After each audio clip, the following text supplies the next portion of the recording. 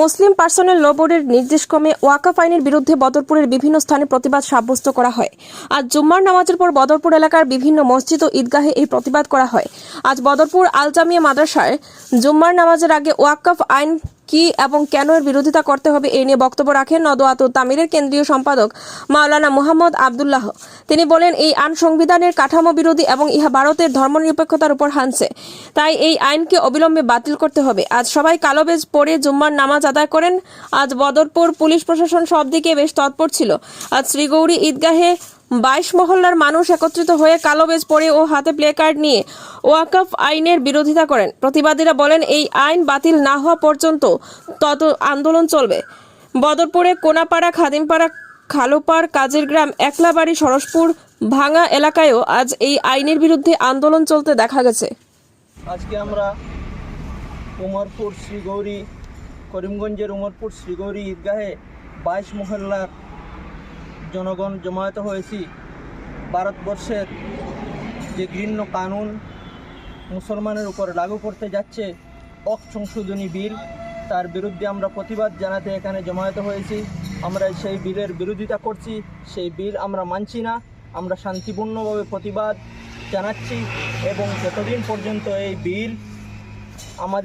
এই বিলকে সংশোধন করা না হয় আমরা আমাদের প্রতিবাদকে চালিয়ে যাব।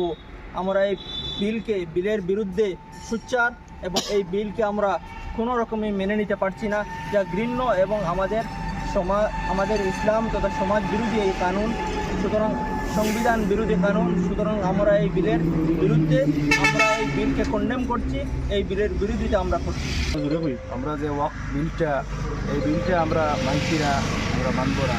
এই বিলটা সকল ধর্মাবলম্বী মানুষের উপরে আঘাত করছে, তার লাগে আমরা এই বিলটা আমরা কোনো সময় মানিয়ে নিতে পারবো না। ধর্মাবলম্বী মানুষ আছে, সে তার স্বাধীনভাবে তার ধর্ম পালন করত, ধর্মীয় প্রতিষ্ঠান পরিচালনা করত, এই অধিকার সংবিধানে দেওয়া দিছে। প্রতির দ্বারায় 26 দ্বারায় দেখা হয়েছে freedom to manage religious affairs, যে ধর্মীয় আপনার অ্যাফেয়ার্স যেগুলো আছে, যে কার্যকলাপ আছে, এগুলার সে স্বাধীনভাবে আপনার তৈরি করতে পারবো। এর মাঝে একটা আছে to administer such property in accordance with law. আপনার যে প্রপার্টি আছে, যেমন ওয়াকফ প্রপার্টি আছে, এই ওয়াকফ প্রপার্টিরে আপনি পরিচালনা করবা। অ্যাডমিনিস্ট্রেশনের প্রশাসনিক ক্ষমতা আপনার হাতে আইব, কিন্তু এই যে আইন হয়েছে, এই আইনে প্রশাসনিক ক্ষমতা আমরা হাত থাকি সিনাই নেওয়া হয়েছে। সিনাইয়া নিয়া ডিএম, এসডিএম বা ডিসি, এসডিও এদের হাতও সফল করা হয়েছে। কোনো ধরনের কোনো কন্ট্রোভার্সি দেখা দেয় যদি, কোনো কনফিউশন দেখা দেয় যদি, তাহলে এটার সুরাহা করার মালিক আপনার হয়তো সার্কেল অফিসার থাকবা, না হইলে এসডিও কোনো ক্ষেত্রে থাকবা, কোনো ক্ষেত্রে ডিসি থাকবা। কোনো কোনো স্থলে ডিসির নাম ডিএম আছে, এসডিওর নাম এসডিএম আছে। তাই পরিভাষার ব্যাপার এটা। তাই ডিএম, এসডিএম অথবা ডিসি বা এসডিও বা সার্কেল অফিসার এইটাই আপনার ডিসপুটে তাই মীমাংসা করে দিবা।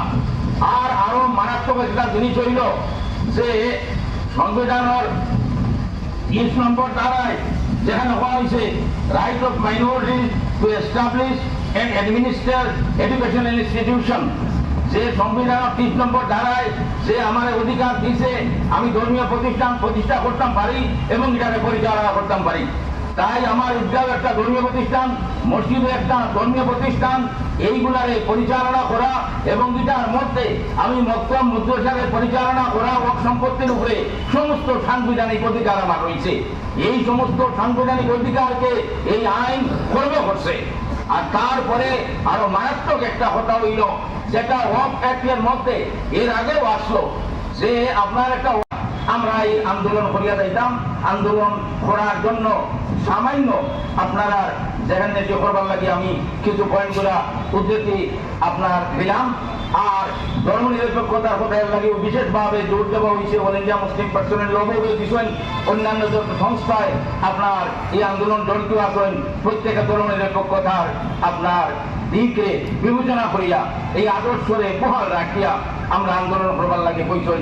তার অন্যতম কারণ হইল আমরা শুধু মুসলমান এই আন্দোলনের বিরুদ্ধে আচরণ করিয়া দিলা নাই, পার্লামেন্টে আমরা 20-25 হয়তো মেম্বার মুসলমান আছি, কিন্তু এখানেও আপনার রাজ্যসভার আর আরেকদিকে লোকসভার, রাজ্যসভাতে আপনার 100-র উপরে ভোট আর লোকসভার 200-র উপরে ভোট। এই যে ভোটগুলো আইছে সারা মুসলমানের ভোট নাই। মুসলমান ভাই অনেক আছেন যারা গণতন্ত্রপ্রিয় মানুষ, ধর্মনিরপেক্ষতায় বিশ্বাসী, সংবিধানের প্রতি মর্যাদাশীল, তারাও আপনার এই ওয়াক আইনের বিরুদ্ধে, প্রধানতন্ত্র বিলের বিরুদ্ধে তারা ভোট দিচ্ছেন।